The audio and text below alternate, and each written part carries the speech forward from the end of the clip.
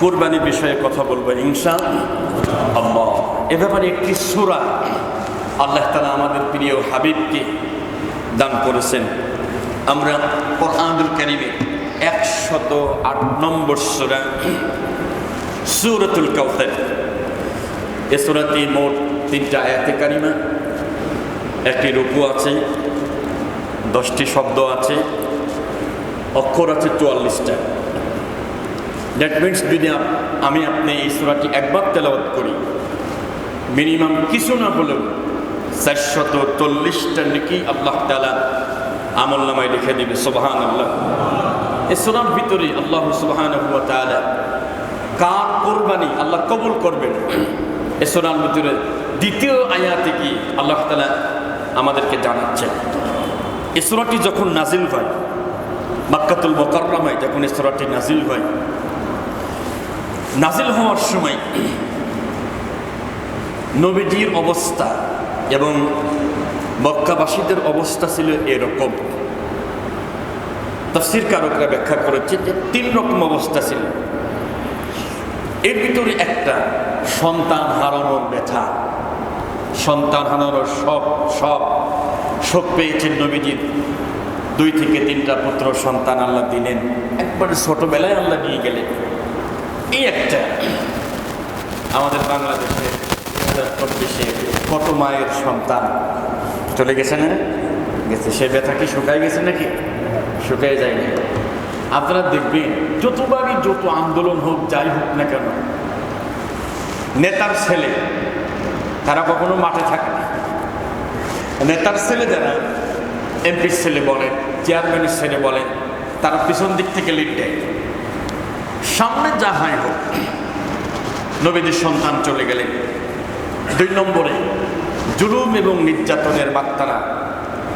ইসলাম ধর্ম গ্রহণ করেছেন, মুখে উচ্চারণ করলেই বা যদি শুনতেও পারেন, ধরে এনে জ্বলন্ত অঙ্গারের উপরে, জ্বলন্ত আগুনের উপরে শায়িত করে দিত, হাত পাও বাঁধা অবস্থায়। নাউজুবিল্লাহ, কি পরিমাণ কষ্ট পেয়েছে। 3 নম্বরে চারিদিকে শুধু অপপ্রচার।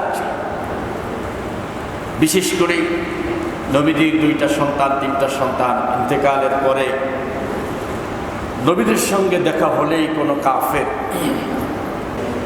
قد قال الله تعالى في كلامه المجيد والفرقان الحميد। জবান ছেড়ে সকলে পড়ুন আউযু বিল্লাহি মিনাশ শাইতানির রাজীম। বিসমিল্লাহির রাহমানির রাহিম। ইন্না আ'তাইনাকাল কাউসার ফাসাল্লি লিরাব্বিকা ওয়ানহার ইন্না শানিআকা হুয়াল আবতার। وقال تعالى في كلامه المجيد قل إن صلاتي ونسكي ومحياي ومماتي لله رب العالمين آمنت بالله عن أبي هريرة رضي الله عنه أن النبي صلى الله عليه وسلم من وجد سعة فلم يضحي فلا يقربن مصلنا. رآه ابن ماجه. إن الله وملائكته يصلون على النبي يا أيها الذين آمنوا صلوا عليه وسلموا تسليما. اللهم صل على محمد وعلى آل محمد كما صليت على إبراهيم وعلى آل إبراهيم إنك حميد مجيد.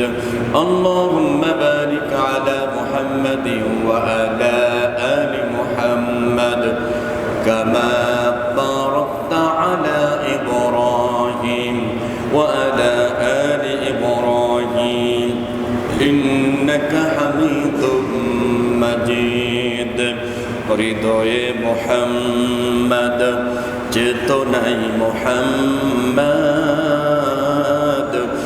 জীবনে মুহাম্মদ মরণে মুহাম্মদ স্মৃতিতে তায়েফ আমার স্মরণে মুহাম্মদ বেদনায় উহুদ আমার প্রেরণায় মুহাম্মদ হৃদয়ে মুহাম্মদ চেতনায় মুহাম্মদ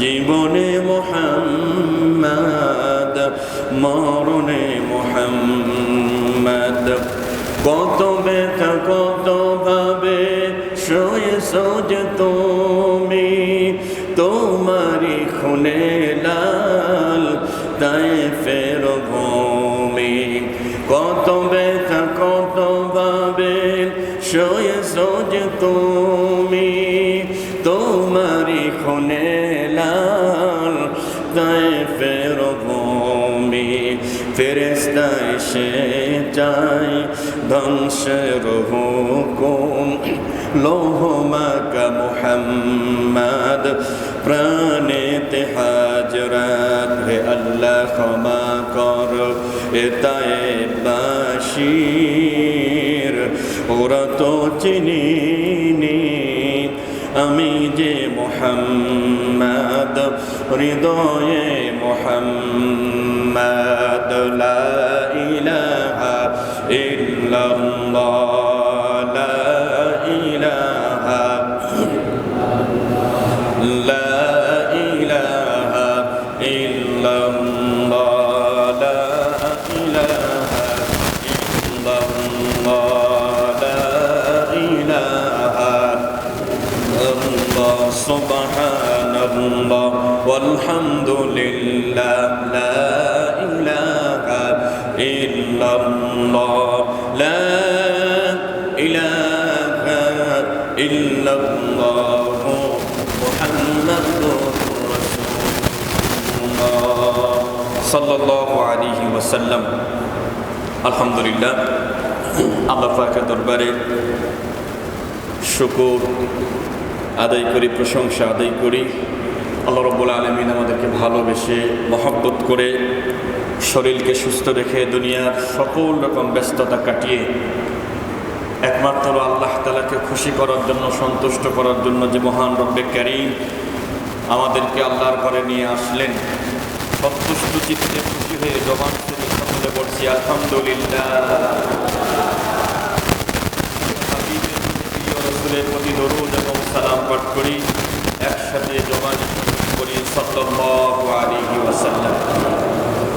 আমরা দোয়া করি আমাদের বাংলাদেশ থেকে যারা হজ এবং উমরা করার জন্য নিয়ত করে, যারা অলরেডি মক্কাতুল মুকাররমা মদিনাতুল মুনাওয়ারাতে পৌঁছে গেছেন, এখনও কিছু যাবেন, যারা লাব্বাইক উনি বলতে বলতে লাব্বাইক আল্লাহুম্মা লাব্বাইক লাব্বাইক লাব্বাইক ইন্নাল হামদা ওয়ান নি'মাতা লাকা ওয়াল মুলক লা শারীকা লাক, এই যে দোয়াটা, লক্ষ লক্ষ হাজিদের মুখে এই দোয়া, ঠিক না? এবং হজের দিনে এই দোয়া ছাড়াও বেশি বেশি তাকবীর করা, আল্লাহু আকবার আল্লাহু আকবার লা ইলাহা ইল্লাল্লাহু আল্লাহু আকবার ওয়া লিল্লাহিল হামদ, এই যে দুইটা আওয়াজ এবং মাঝে মাঝে কিছু দোয়া সবার এক কাপড়, দেখতেও অনেক ভালো লাগে এবং এটা পড়লেও নিজের কাছে অনেক বেশি আলাদা একটা ফিলিংস তৈরি হয়। আলহামদুলিল্লাহ, যারা এটা পড়েন না এটা আসলে বোঝানো যায়, যারা পড়ছেন না তারা তাদের কাছে আছে। আমাদের অনেকেই পড়ছেন, আমাদের সহযোগী আল্লাহ বকুল ভাইয়া হাফিজাহুল্লাহ ওরা, আমাদের মাজহারুল ইসলাম মুন্সি ভাই তিনিও পড়ছেন, আমাদের কত হাদিস সাহেব নিয়ামত ভাই, সে অনেকেই। আর যাদেরকে আল্লাহ এখনো তৌফিক দেন নাই, আল্লাহ তাআলা আপনাদের সকলকে তৌফিক দান করুন, বলেন আমিন। আরেকটা বলেন আমিন। আল্লাহ পাক তাদের কাছে হজ্জে মাবরুর হিসেবে কবুল করুন। উমরা করে তাদের হজকেও আল্লাহ সুবহানাহু ওয়া তাআলা হজরে মাবরুর হিসেবে কবুল করুক। সকলে বলি আমিন। আমরা আজকে কুরবানির বিষয়ে কথা বলবো ইনশাআল্লাহ। এ ব্যাপারে একটি সূরা আল্লাহ তাআলা আমাদের প্রিয় হাবিবকে দান করেছেন।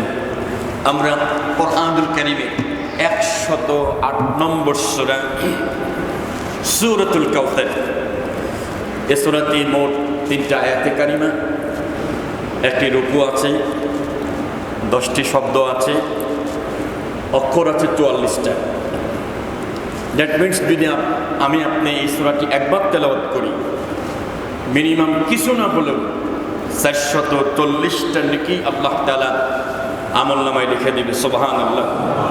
এই সূরার ভিতরে আল্লাহ সুবহানাহু ওয়া তাআলা কার কুরবানি আল্লাহ কবুল করবেন, এই সূরার ভিতরে দ্বিতীয় আয়াতে কি আল্লাহ তাআলা আমাদেরকে জানাচ্ছেন। এই সূরাটি যখন নাজিল হয় মক্কাতুল মুকাররমায়, যখন এই সূরাটি নাজিল হয়, নাজিল হওয়ার সময়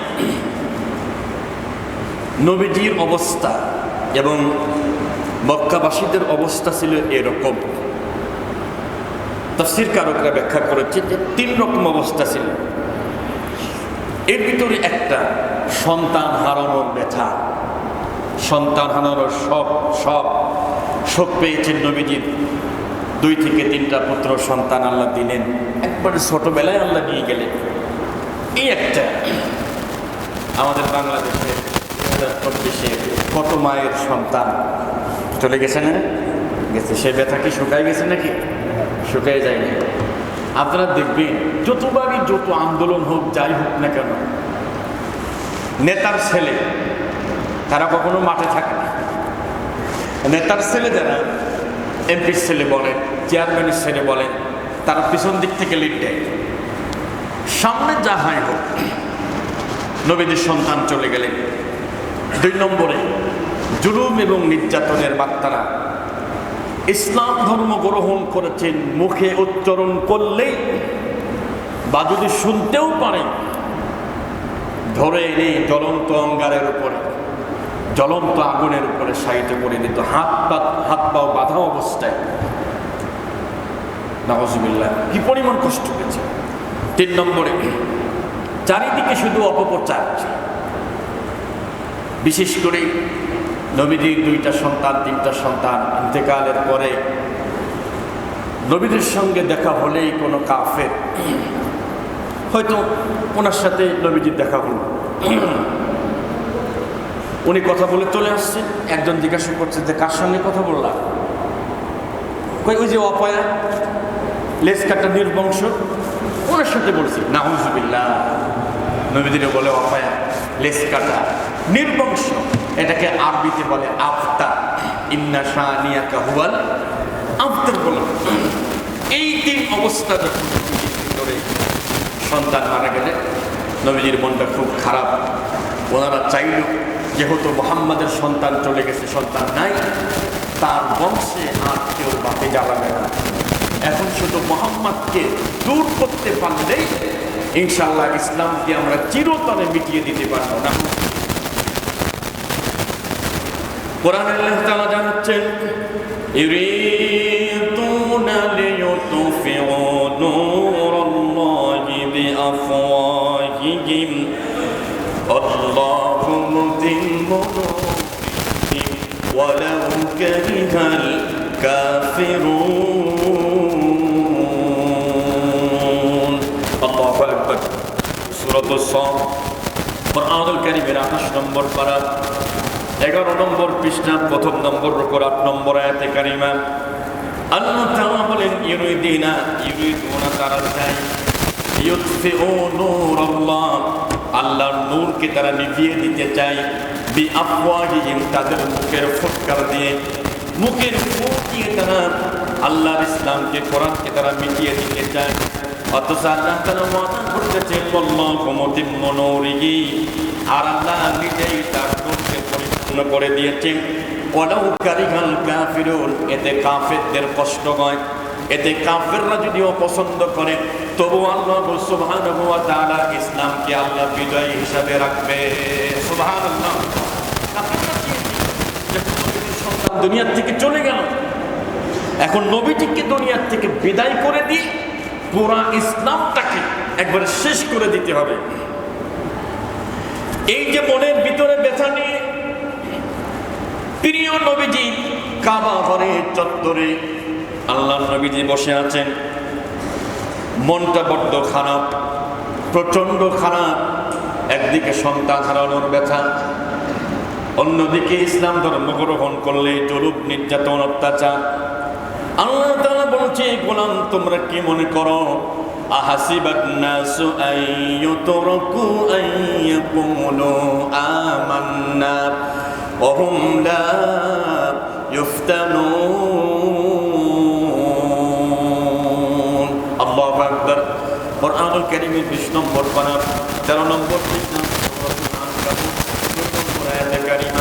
আল্লাহ তাআলা বলেন, আহাসিবান নাস, মানুষরা কি মনে করে আইয়ুতরাকু, তাকে ছেড়ে দেওয়া হবে, এমনি এমনি ছেড়ে দেওয়া হবে না। আইয়াকুলু আমান্না, শুধু জবানে বলে আমি ঈমানদার, কিন্তু তার কোনো পরীক্ষা হলো না। পরীক্ষা ছাড়া আমি আল্লাহ তাআলা কাউকে ছেড়ে দেব না। আল্লাহু আকবার। তো ইসলাম ধর্ম গ্রহণ করলে জুলুম, নির্যাতন, অত্যাচার। আর 3 নম্বরে অপপ্রচার, আজে বাজে কথা, ফাহিশা কথা, বাজে কথা,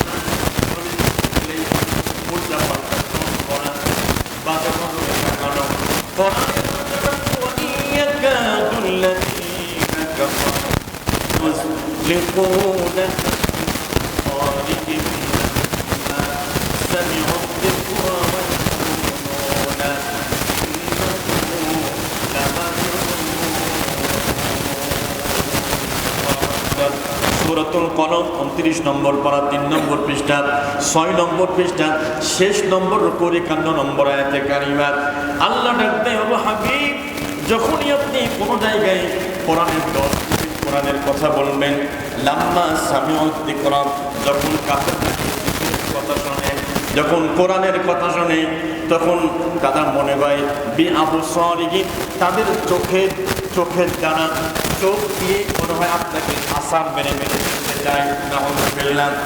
এমন ভাবে দেখে তারা যেমন চায় লাইযলিকুনাকা বি আবসারিহিম, চোখ দ্বারা আপনাকে মেরে ফেলবে। নাউযুবিল্লাহ। আসলে অনেক সময় চোখ বড় করে তাকায়, মানুষ ভয় পায় কিনা? এই ভয় নবীকে দেখে। আল্লাহ নবীজি ভয় পাই নাই। ওরা উঠে যাওয়ার সময় আল্লাহ নবীকে একটা বাজে গালি দিত, ইন্নাহু লামাজনুন, নিশ্চয় মুহাম্মদ একটা পাগল। করে কথা নাউযুবিল্লাহ। আল্লাহ ডাক দিয়ে বলে, জিবরাইল তুমি যাও আমার বন্ধুর কাছে গিয়ে বলো, মা আনতা বিনি'মাতি রাব্বিকা বিমাজনুন। ও নবীজি আপনি মহান রবের দয়ায় কখনো পাগল হতে পারেন না। সুবহানাল্লাহ। এভাবে একটার পর একটা যখন অপপ্রচার বিভিন্ন দিকে, নবীজি তখন কাবা ঘরের চত্বরে হেলান দিয়ে বসা, মনে ব্যথা নেই, কষ্ট নেই, হেলান দিয়ে বসে আছেন কাবা ঘরের চত্বরে। চোখের ভিতরে হালকা ঘুম আর চোখের কোণায় পানি। হযরত আনাস রাদিয়াল্লাহু তাআলা আনহু বলেন, আমি নবীজির সামনে বসা ছিলাম, আল্লাহ নবীজির চোখে হালকা ঘুম দেখলাম, তন্দ্রা দেখলাম, চোখের কোণায় পানি।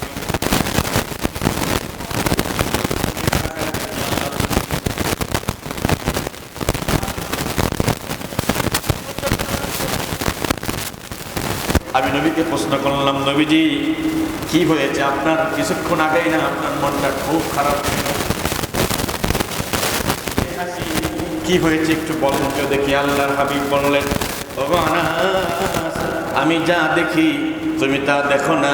এই মুহূর্তে জিবরাইল আলাইহিস সালাম আমার কাছে এসে সুসংবাদ দিয়ে গেলেন। জবান ছেড়ে সকলে বলুন, ইন্না আ'তাইনা কাল কাউসার ফাসাল্লি লিরাব্বিকা ওয়ানহার ইন্না শানিআকা হুয়াল আবতার। আল্লাহর হাবিব বললেন, শোনো, এই মুহূর্তে জিবরাইল আলাইহিস সালাম তিনি আমার কাছে আসছিলেন, এসে বললেন, নবীজি খারাপ করবেন না, আল্লাহ তাআলা আপনাকে কাউসার দান করেছেন, সুবহানাল্লাহ। আপনাকে আল্লাহ কাউসার দান করেছেন, বিনিময় ফাসাল্লি, আপনি নামাজ পড়ুন, লিরাব্বিকা, আপনার রবের জন্য, ওয়ানহার, এরপরে কোরবানি করুন। তার মানে আগে নামাজ, তারপরে কোরবানি। আগে কি বলেন তো? তোর হলো না, পরে পরে কোরবানি। আর আমরা আমাদের অধিক সবাই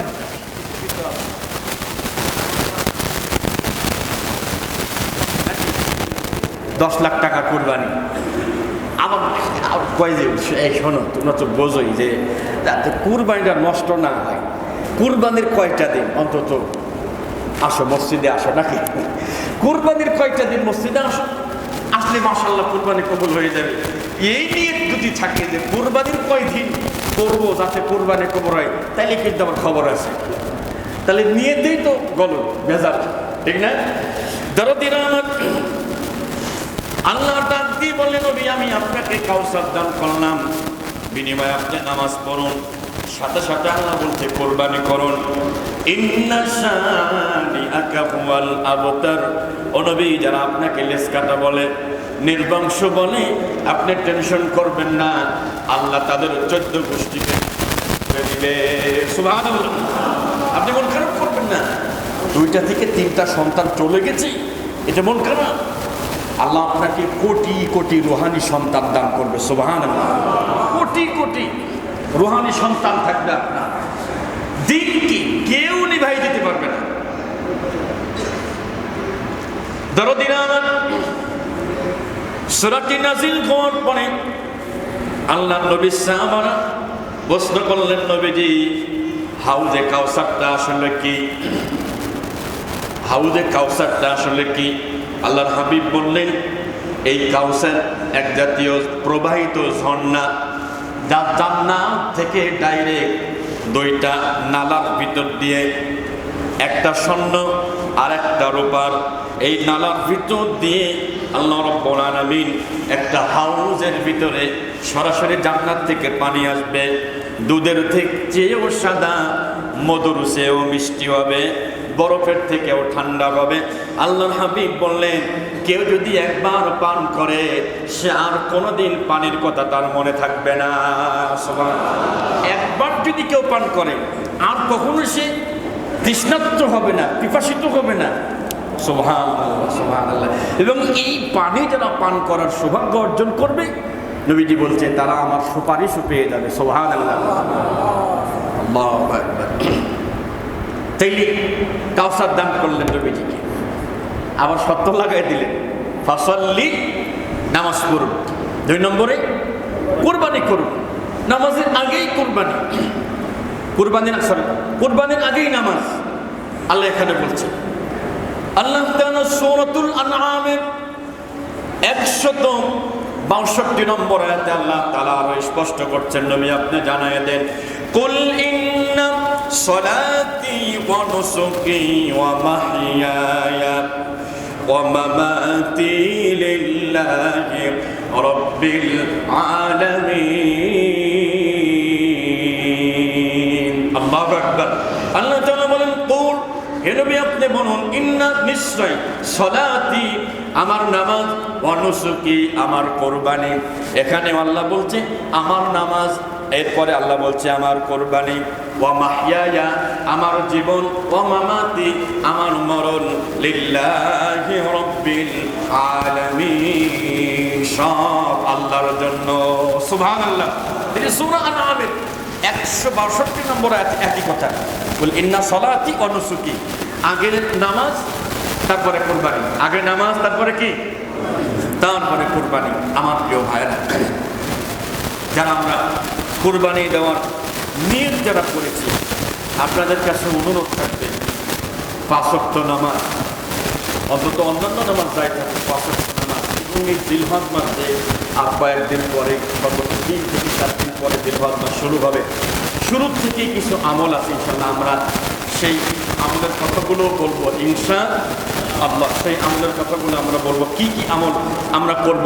এখন যারা আমরা কোরবানি দিচ্ছি, অনুরোধ থাকবে যাদের কোরবানি আছে ফ্যামিলিতে 4 জনের কোরবানি হয়তো 2 জন নামাজ পড়েন না, অনুরোধ করছি আপনাদেরকে যারা বেনামাজি আছে নামাজ পড়া শুরু করুন। আর এটা কিন্তু কঠিন কাজ, নামাজ পড়াটা একটা কঠিন কাজ, কিন্তু কোরআনে আল্লাহ বলছে, তবে সবার জন্য না, ইল্লা আলাল খাশিঈন, যারা আল্লাহ তাআলাকে ভয় করে তাদের জন্য নামাজ কোনো ব্যাপারই না। সুবহানাল্লাহ, জোরে বলেন সুবহানাল্লাহ। আমার দরদি ভাইরা, আমার আল্লাহ তাআলা বলছে, গোলাম তোমরা আমি আল্লাহর কাছে যখন বিপদে পড়বা, আমি আল্লাহর কাছে যখন সাহায্য চাইবা, কেমনে সাহায্য চাইবা? ইয়া আইয়ুহাল্লাযীনা আমানুস্তাঈনু বিস-সাবরি ওয়াস-সালাত ইন্নাল্লাহা মা'আস-সাবিরিন। আল্লাহু আকবার। হে ঈমানদারগণ, ইস্তাঈনু, আমি আল্লাহর কাছে সাহায্য চাও, বিস-সাবরি ওয়াস-সালাত, সবর, ধৈর্য এবং নামাজের মাধ্যমে। এই 2টা জিনিসই আমার কাছে সাহায্য চাইবা। যারা সবর করতে পারবে বিপদে, আমি আল্লাহ ওয়াদা দিলাম তাদের সাথে আমি আল্লাহ লেগে থাকবো। সুবহানাল্লাহ। বিপদে যদি সবর করতে পারে, আল্লাহ বলছে আমি তার সাথে লেগে থাকবো। যখনই কোনো মুসিবতে পড়ে যাবেন, বুঝবেন যে আল্লাহ আমার সাথে আছে। আর এরপরে বিপদে পড়ে গেছে, একটা কথা মনে রাখে, এরপরেই আল্লাহ ভালো কোনো একটা ব্যবস্থা করে দিবেন ইনশাআল্লাহ।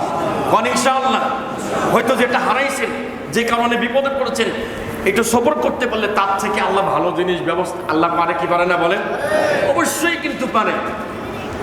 যখনই, যেহেতু কোরআনে আল্লাহ বলছে ইন্না মাআল উসরি ইসরা, নিশ্চয় কষ্টের সাথেই সুখ আছে।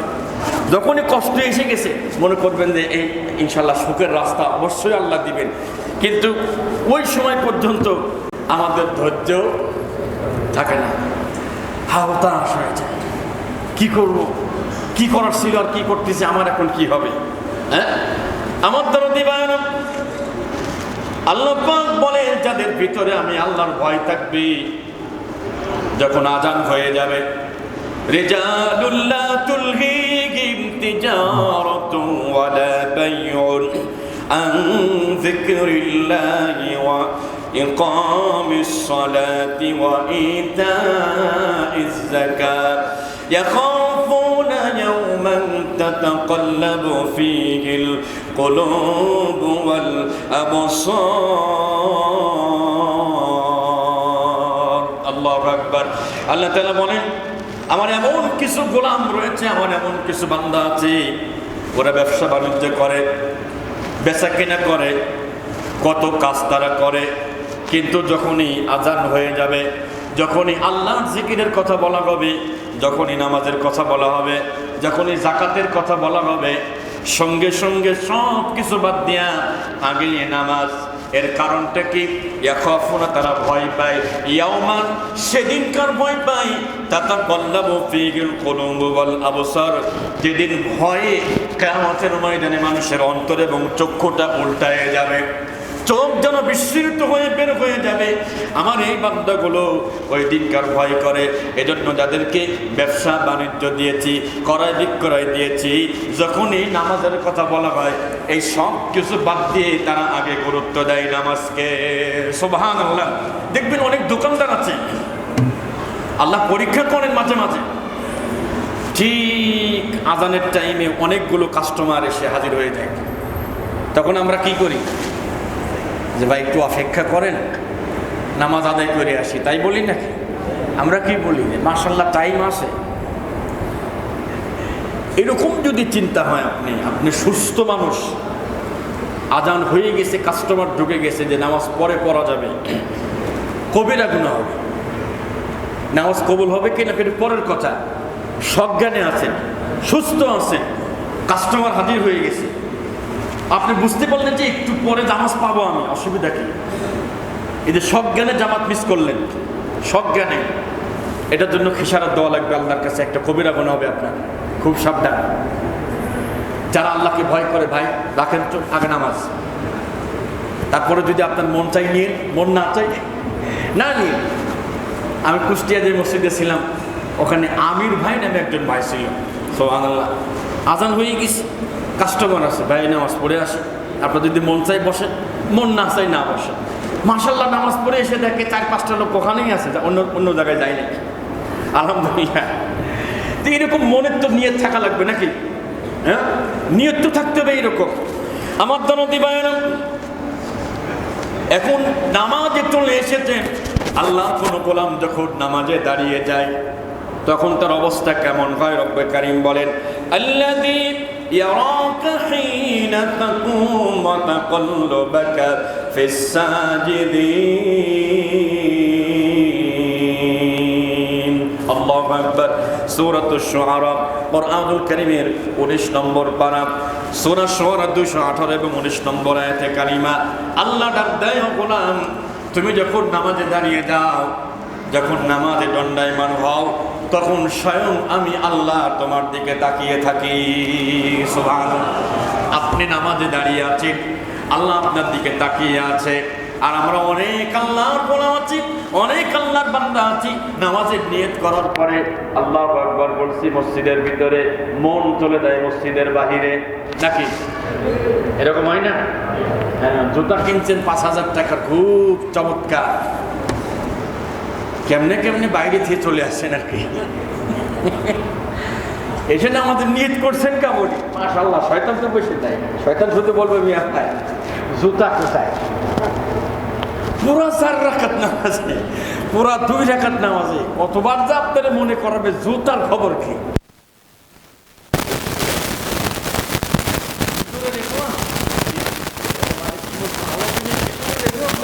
রিক্সে থাকবে, টেনশনে থাকবে। আমরা জানি না আমাদের দেশে এটা কবে বন্ধ হবে, কেন? কয়েক জুম্মায় এখানে ফোন দিছে আমার, কুষ্টায় থাকা অবস্থায়, হুজুর এই জুতা নিয়ে আসছিলাম, হারাই দিচ্ছে, আপনি একটু বলেন। কি বলবো বলেন, কার বলবো?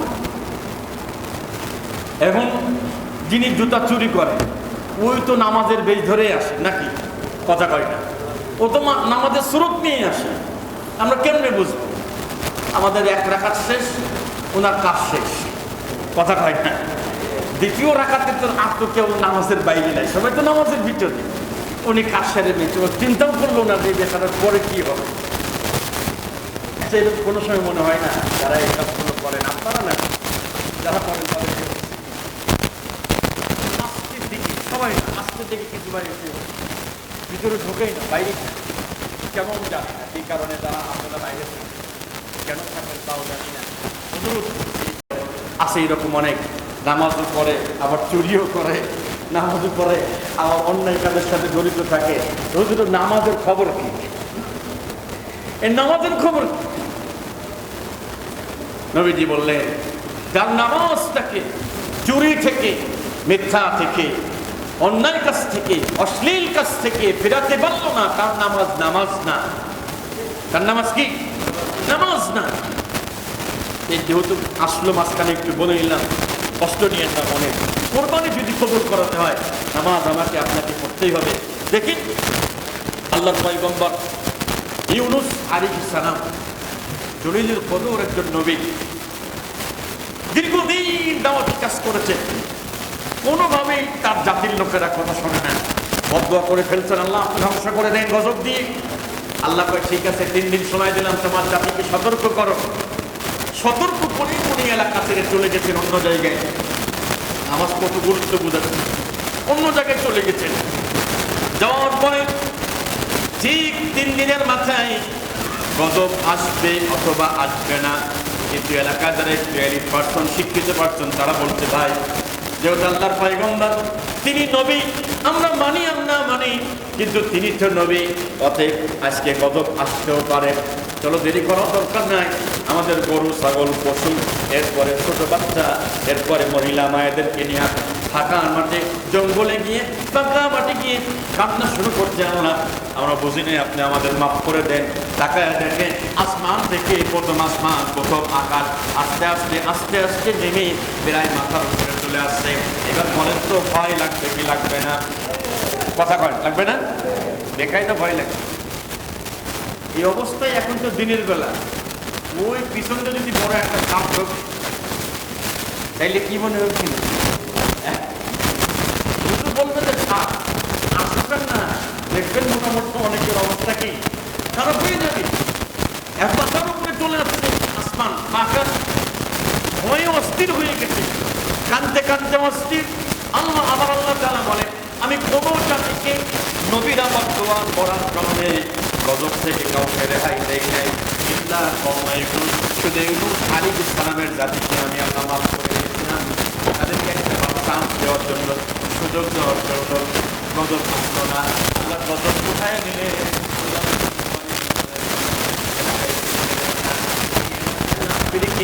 একটা নদীর ঘাটে গিয়ে ইয আবাকা ইলাল ফুলকিল মাশহুন ফাসাহামা ফাকানা মিনাল মুদহাদিন। আল্লাহু আকবার। আল্লাহর পয়গম্বর একটা বোঝাই করা নৌকায় উঠলেন। নৌকায় ওঠার পরে নৌকার সামনে যায় না। মাঝি বললেন, নৌকার ভিতরে একজন অবাধ্য মানুষ রয়েছে। লটারি করা হলো, ফাসাহামা, লটারি করার সঙ্গে সঙ্গে মিনাল মুদহাদিন, ওনার নাম এসে গেল। লোকজন বলছে, কি ব্যাপার, তুমি একজন নবী মানুষ, না হচ্ছে না। আবার লটারি, আবার ওনার নাম, আবার লটারি, আবার ওনার নাম, তিনবার। মাঝি ডাক দিয়ে বলে, ইউনূস, ঠিক আছে তুমি নবী, এখন কি হয়েছে তা তো আমরা জানি না, তোমার নাম যেহেতু উঠেছে তুমি আস্তে করে নেমে যাও, যদি না যাও যা করা লাগে আমরা করব। আল্লাহর পয়গম্বর ঝাঁপ দিলেন পানির ভিতরে, অনেক পানি। ফালতাকামাহুল হুতু ওয়া হুয়া মুলিম, ঝাঁপ দেওয়ার সঙ্গে সঙ্গে বিশাল একটা মাছটাকে গিলে ফেলেছে। আল্লাহর পয়গম্বর উনি ধরেই নিয়েছেন, আমি আর বেঁচে নাই, আমি মনে হয় মৃত্যুবরণ করেছি। কিন্তু না তাকায় দেখি মাশাআল্লাহ হাত ঠিক আছে, পাও ঠিক আছে, চোখ ঠিক আছে। আল্লাহর পয়গম্বর দেরি করে নাই, মাছের পেটের ভিতরে তিনি নামাজে দাঁড়িয়ে গেছে। দেরি করেন নাই, মাছের পেটে তিনি নামাজে দাঁড়িয়ে গেছেন। এরপরে তিনি আল্লাহর প্রশংসা করেছেন। আল্লাহ পাক বলেন, ফালাউলা আন্নাহু কানা মিনাল মুসাব্বিহিন, যদি আমার ইউনূস মাছের পেটে যদি আমার প্রশংসা, আমার তাসবিহ না পড়তো, আমি তাকে কিয়ামত পর্যন্ত মাছের পেটেই রেখে দিতাম। আল্লাহু আকবার। লালাবাতা ফি বাতনিহি ইলা ইয়াউমি ইউবাসুন, কিয়ামত পর্যন্ত মাছের পেটেই থাকতো। এখান থেকে একটা সবক কি? বিপদে পড়লে পারে আল্লাহর তাসবিহ করা। বুঝতে পারতেছেন? লা ইলাহা ইল্লা আনতা সুবহানাকা ইন্নী কুনতু মিনাজ জালিমিন। আমার প্রিয় ভাইরা, যাদের কুরবানি আছে, অনুরোধ করবো দরদিরা আমার, তারা নামাজ ছাড়বেন না। নামাজ বলেন, নামাজ ছাড়বো না ইনশাআল্লাহ। দেখি ইনশাআল্লাহ অন্তত এই কয়েকটা দিন তো যাক নাকি কুরবানি পর্যন্ত, তারপরে মাশাআল্লাহ ফালাফিল্লা করে ফেলেন একবারে নাকি। অন্তত কুরবানি পর্যন্ত, অন্তত কুরবানি পর্যন্ত আপনারা নামাজ ছাড়েন না। এবার আসেন, যাদের কুরবানি আছে তারা মনোযোগ সহকারে শুনবেন, যাদের কুরবানি নাই আপনারাও শুনবেন। এবার জিলহজ মাসের প্রথম 10 দিনের যে মর্যাদা, যেই দাম, এটা আল্লাহ রাব্বুল আলামিনের কাছে অনেক বেশি মর্যাদা, অনেক বেশি মর্যাদা। নবীজি সাহাবী হযরত জাবের রাদিয়াল্লাহু আনহু তিনি বলেন, মা মিন আইয়ামিন আফদালু ইনদাল্লাহি মিন আইয়ামি আশরা যিলহিজ্জাহ। তিনি বলেছেন আল্লাহ রাব্বুল আলামিনের কাছে জিলহজ মাসের প্রথম 10 দিনের মর্যাদা অনেক বেশি। সুবহানাল্লাহ। একজন সাহাবী বললেন, হুজুর আজি এটা কি জিহাদের চাইতেও বেশি? নবীজি বললেন, হ্যাঁ জিহাদের চাইতেও বেশি। সুবহানাল্লাহ। তবে যিনি মাল সামানা নিয়ে রাস্তায় বের হয়ে চলে গেছেন অলরেডি, তার কথা ভিন্ন। যিনি মাল সামানা নিয়ে যুদ্ধ করার জন্য বের হয়ে চলে গেছেন, তার কথা ভিন্ন। এই 10 দিনের ভিতরে আমাদের যে কাজগুলো হবে, এটা আমরা একটু মনোযোগ সহকারে একটু সবাই শুনবে এবং ইনশাল্লাহ আমল করার চেষ্টা করব। প্রথম নাম্বার হলো যে জিহ্বা দিয়ে গুনাহ করে থাকি, এই জিহ্বাকে সংরক্ষণ করা, এই জিহ্বাকে হেফাজত করা। অন্তত আমি কিছুদিন ইনশাল্লাহ কারোর জীবন করবো না, চেষ্টা করা যাবে না ইনশাল্লাহ। বলেন ইনশাআল্লাহ। নবীজির একজন স্ত্রী ছিলেন, নাম সফিয়া রাদিয়াল্লাহু তাআলা। উনি দেখতে একটু তুলনামূলক একটু ছোট ছিলেন, তুলনামূলক।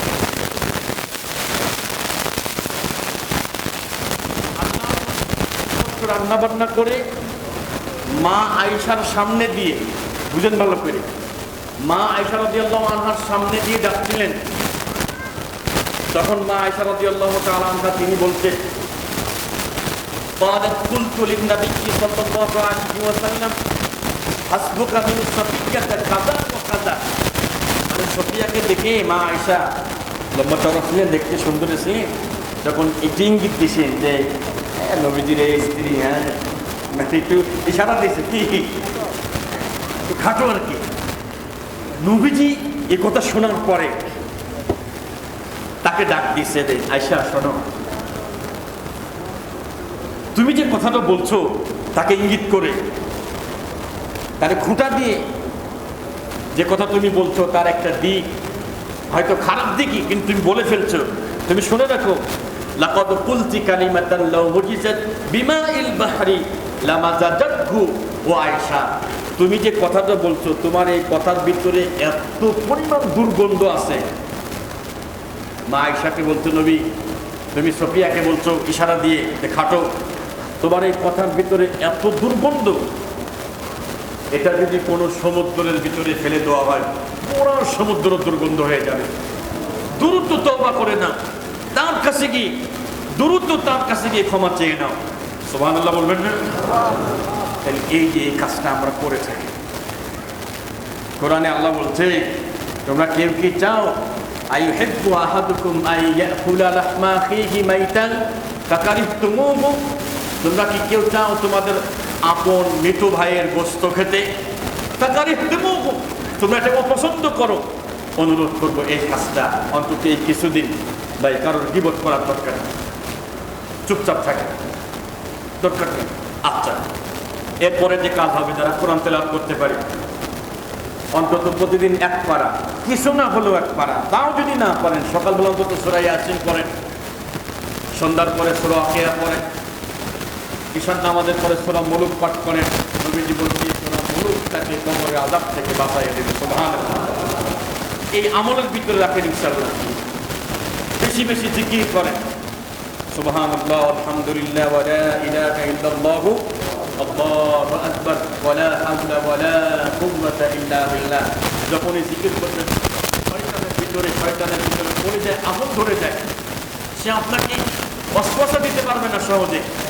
অন্তত সকাল এবং সন্ধ্যায় হলেও আমানুল্লাহ যিকরান কাসীরা ওয়া সাব্বিহুহু বুকরাতাও ওয়া আসীলা, তোমরা সকাল সন্ধ্যায় আমি আল্লাহকে বেশি বেশি স্মরণ করো।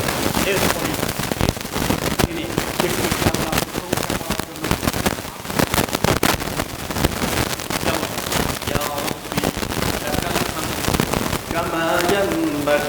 لجلال وجهك وعظيم سلطانك يا ربي لك الحمد كما ينبغي لجلال وجهك وعظيم سلطانك। নবীজির একজন সাহাবী তিনি এই দোয়াটি পড়েছিলেন। পড়ার পরে আল্লাহর হাবিব প্রশ্ন করলেন, কি এই দোয়াটা পড়ছেন? আমি পড়ছি এই দোয়াটা, তুমি কি জানো এই দোয়া পড়ার পরে কি তুল কালাম হয়ে গেছে? কি হয়েছে বলেন তো দেখি। নবীজি বললেন, আল্লাহর ফেরেশতারা যারা নেকি লেখে তারা স্টপ হয়ে গেছে। নেকি কতটুকু লিখবে তারা ধারণ ক্ষমতা তাদের ভিতরে নাই। কতটুকু নেকি লিখবে বুঝতে পারে নাই। আল্লাহকে জিজ্ঞাসা করছে, আল্লাহ আচ্ছা কি পরিমাণ লিখে লিখবো, বুঝতে তো পারলাম না। উনি কি বললো? উনি বলছে যে আল্লাহ আপনার জাতের কসম, আপনার ক্ষমতার কসম, আল্লাহ আপনার যে পাওয়ার আছে, যে ক্ষমতা আছে, সব কিছুর থেকে আমি বলছি, এই সব কিছুর থেকে আমি মন থেকে বলছি আল্লাহ সব প্রশংসা আপনার ইজ্জতের কসম, আপনার ক্ষমতার কসম, আমি এই কথাগুলো বলছি। আল্লাহ পাক ফেরেশতাকে বলবে, শোনো, নেকি লেখার দরকার নাই, বান্দা যা বলেছে তাই লিখে রাখো। সুবহানাল্লাহ, যা বলেছি ওটাই লেখো, লিখে রাখো। এর পুরস্কার আমি আল্লাহ কিয়ামতে বিনা হিসাবে দেব। সুবহানাল্লাহ। কি দেব এটা আমি জানি, এটার পুরস্কার কি দেব আমি জানি। একটু কষ্ট করে মুখস্থ করে নেবেন, ইয়া রব্বি লাকাল হামদু কামা ইয়ানবাগি লিজালালি ওয়াজহিক ওয়া আযীমি সুলতানিক। কোরআনের মুফাসসির মরহুম আল্লামা দেলোয়ার হোসেন সাঈদী সাহেব রহিমাহুল্লাহ নাফারাল্লাহু মানকাদাহু ওয়া জাআলাল জান্নাতা মাতওয়া, বলেন আমিন। উনি প্রত্যেকটা মাহফিলের শুরুর দিকেই এই দোয়াটা পড়াতেন। আমরা দেখছি কি সুন্দর করে তিনি এই দোয়াটা পড়াতেন। আল্লাহ তাআলা ওনাকে মাফ করে দিক, বলেন আমিন।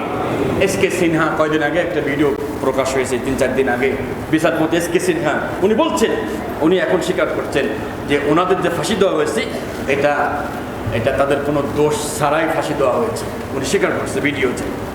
চিন্তা করেন, তাহলে সেই সময় কি হয়েছিল? আমার হাত পা বাঁধা ছিল। কি ছিল? হাত পা বাঁধা ছিল, আমার কিছু করার ছিল না। আল্লাহ তাদেরকে মাফ করুক, বলেন আমিন।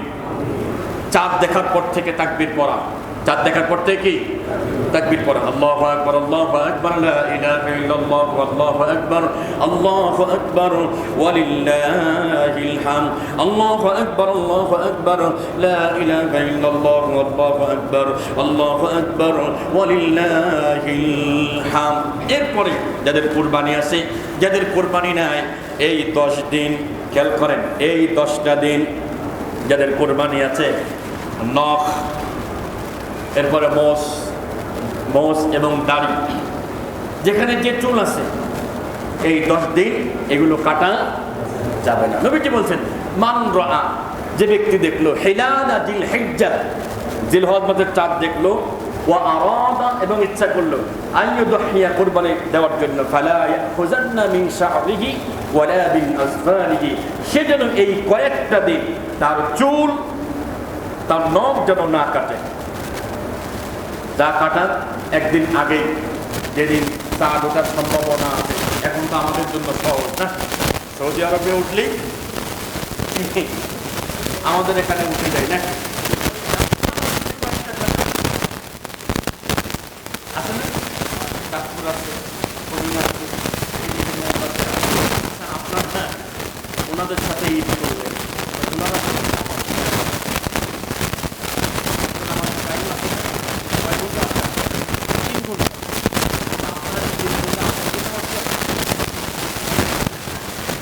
নামাজে একসাথে মিল করলে বাকি এক মিল কথা ছিল, শুধু যে মাথায় কি আসছে আল্লাহ বাবা, আল্লাহ কি বুঝতে আল্লাহ করে যাবে।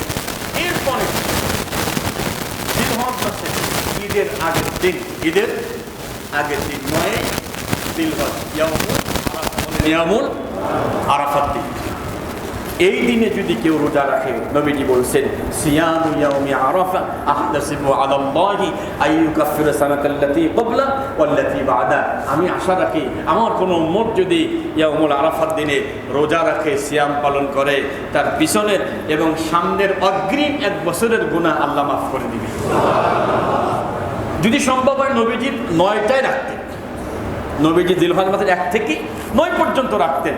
আমরা যদি পারি এই 10 দিন আমলের ভিতরে এই 9টা দিন যদি আমাদের পক্ষে সম্ভব হয়। আর আরাফাত দিনের একটা দোয়া আছে, লা ইলাহা ইল্লাল্লাহু ওয়াহদাহু লা শারীকা লাহু, সবাই লা ইলাহা ইল্লাল্লাহু ওয়াহদাহু লা শারীকা লাহু, লাহুল মুলক ওয়া লাহুল হামদ ওয়া হুয়া আলা কুল্লি শাইইন কাদির। আবার লা ইলাহা ইল্লাল্লাহু ওয়াহদাহু লা শারীকা লাহু, লাহুল মুলক ওয়া লাহুল হামদ ওয়া হুয়া আলা কুল্লি শাইইন কাদির। এই যে আমলগুলোর কথা বললাম, এছাড়া বেশি বেশি ইস্তেগফার করা, তওবা করা, এগুলো একটু মাথায় রাখবেন। বেশি বেশি দান সদকা, একটু দান সদকা বাড়িয়ে দেওয়া। এছাড়া কোরবানির কয়েকটা প্রশ্ন আছে, ইনশাল্লাহ আমরা একটু মনোযোগ লাগাই। এই প্রশ্নটা অনেক জায়গায়, আমরা জানি যে কোরবানির হাত 3টা, কয়টা? 3টা। এটা কিন্তু ফরজ ওয়াজিব না, ফরজ ওয়াজিব না। মূল সমস্যা হচ্ছে সমাজের যে ভাগটা, এই সমাজের ভাগটা নিয়ে এটা বিভিন্ন জায়গায় আলোচনা হয়। কেউ মাসালা দেয় পক্ষে, কেউ দেয় বিপক্ষে। কিন্তু কোরআন কি বলছে, হাদিস কি বলছে? কোরআন বলছে, ফাইযা ওয়াজাবাত জুনুবুহা ফাকুলু মিনহা ওয়া আত'ইমুল কানিয়া ওয়াল মু'তার। সূরা হজের 36 নম্বর আয়াতে আল্লাহ বলছে, যখন তোমাদের জবাই করা পশু কাত হয়ে যায়, রক্ত যখন বের হয়ে যায়, বের হওয়ার পরে একদম পরিপূর্ণ রক্ত বের হওয়া পর্যন্ত কিন্তু সুযোগ দেওয়া লাগবে। কিন্তু আমাদের কসাইরা কি করে দেখছেন? দেখেন না, রক্ত বেরোচ্ছি, ওনারা মাশাআল্লাহ খোঁচাখুচি সারা, এটা করতে দেবে না, অপেক্ষা করুন, হোক 10 মিনিট অপেক্ষা করে পরিপূর্ণ রক্ত আসা বন্ধ হওয়ার পরে এরপরে ভিতরে হোক যেখানে হোক ছুরি চালাবে, তার আগে কিন্তু চালাবে না। আল্লাহ বলছে যখন এটা শেষ হয়ে যাবে তোমরা এটাকে ভালো করে জবাই করো, তোমরা নিজেরা আহার করো। ওয়া আতইমুল কানিয়া ওয়াল মু'তার, যারা তোমাদের কাছে কিছু চায় তাদেরকে দাও, যারা চায় না তাদেরকেও দাও। সুবহানাল্লাহ। যারা চায় না তাদেরকেও দাও। এখান থেকে সমাজের ভাগ জায়েজ, এটা ভালো। সমাজের এই ভাগ কি জায়েজ এবং ভালো, এটা সম্প্রীতি, ভালোবাসা। কিন্তু কারোর উপরে জবরদস্তি করতে পারবেন না, তোমার কুরবানির গোশত দেওয়াই লাগবে। কথা কি বুঝতে পারলাম? চাচা মনে মনে চিন্তা করতেছে, তাইলে তো কাম সারেছে।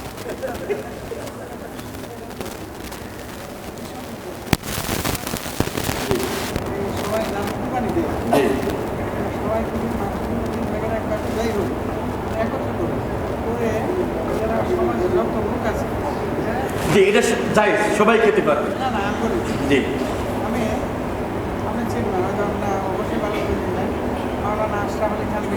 জি, অত্যন্ত এবং খুব ভালো আলেম ছিলেন। অনেক ভালো, অনেক লেখা আছে। তো ওনার মতো বাড়লো এটা দিয়ে দিচ্ছিল, কিন্তু আমার সেটা ভাগ্যে থাকে না। আমার এখানেও মানে এটা উনি জায়েজ না জায়েজ মন্তব্য করে না, এটা খুবই সুন্দর গা। আচ্ছা, যাই হোক, উনি ঠিক আছে, ওনারটাও ঠিক আছে। তবে কোরআনে যেটা আসছে যে চাই না তাকেও দিতে পারবে, কুরবানির গোশত একে অপরে দিতে পারবেন। তবে আমি যেটা বলছি, এই যে এখানে যে ভাগটা দেওয়া হয়, কারোর প্রতি জুলুম বা জোর জবরদস্তি করা যাবে না, স্বেচ্ছাই দিবে।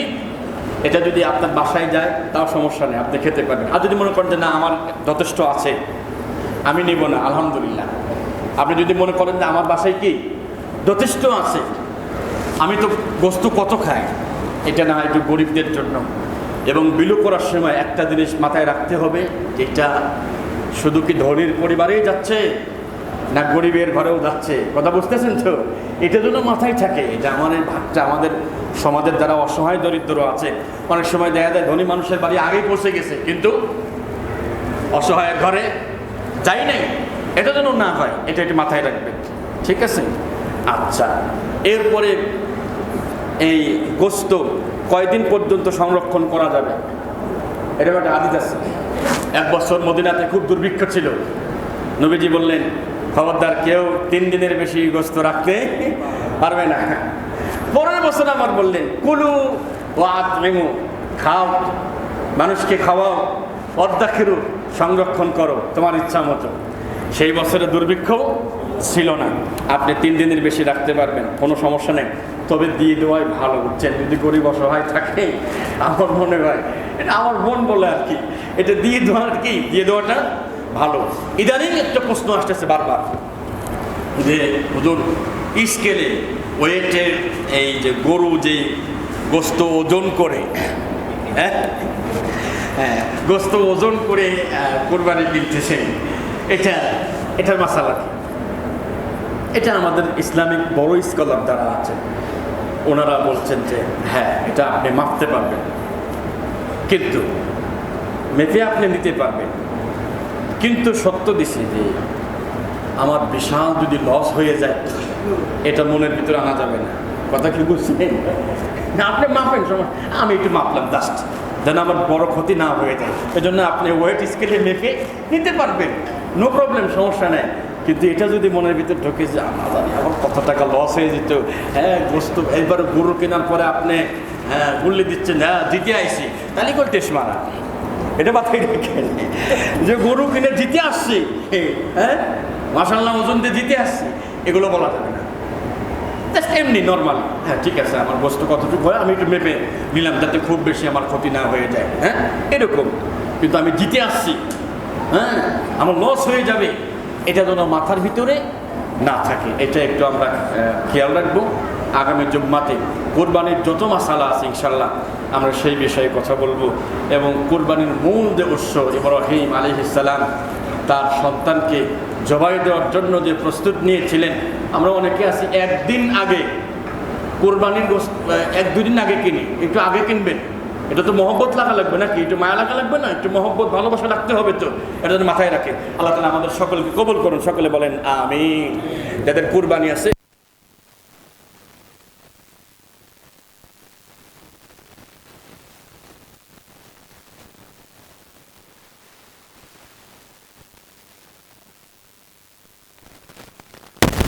আল্লাহ